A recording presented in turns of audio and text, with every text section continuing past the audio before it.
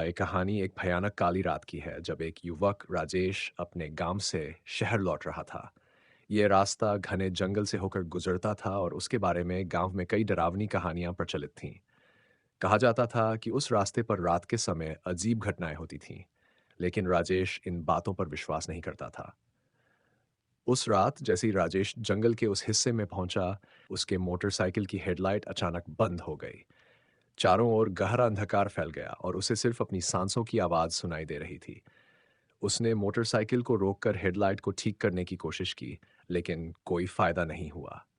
अचानक उसे अपने पीछे किसी के चलने की आवाज सुनाई दी। वह तेजी से पलटा, लेकिन वहां कोई नहीं था। उसका दिल जोर से धड़कने लगा। उसने दोबारा कोशिश की और मोटरसाइकिल स्टार्ट हो गई, लेकिन कुछ दूर जाते ही वह फिर बंद हो गई। इस बार राजेश ने देखा कि जंगल के अंदर से एक सफेद साया उसकी तरफ बढ़ रहा है। वह साया धीरे धीरे उसके करीब आता जा रहा था। राजेश की हालत डर से और खराब हो गई। वह मोटरसाइकिल छोड़कर भागने लगा, लेकिन उस साय ने उसे रोक लिया। साया पास आकर कुछ बड़बड़ाने लगा। राजेश के कानों में सिर्फ इतना सुनाई दिया, यहां से चले जाओ, यह रास्ता तुम्हारे लिए नहीं है।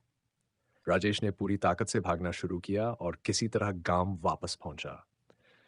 उस दिन के बाद से उसने कभी भी उस रास्ते से गुजरने की हिम्मत नहीं की। कहते हैं वो साया उस इलाके में मारे गए एक व्यक्ति की आत्मा थी, जिसे वहां बेदर्दी से मारा गया था। वह आत्मा वहां आने वाले हर इंसान को चेतावनी देती है कि वह रास्ता कभी ना चुने। उस रात के बाद राजेश ने कभी भी रात को सफर करने का जोखिम नहीं उठाया और वह भयानक काली रात उसकी जिंदगी का सबसे डरावना अनुभव बन गई।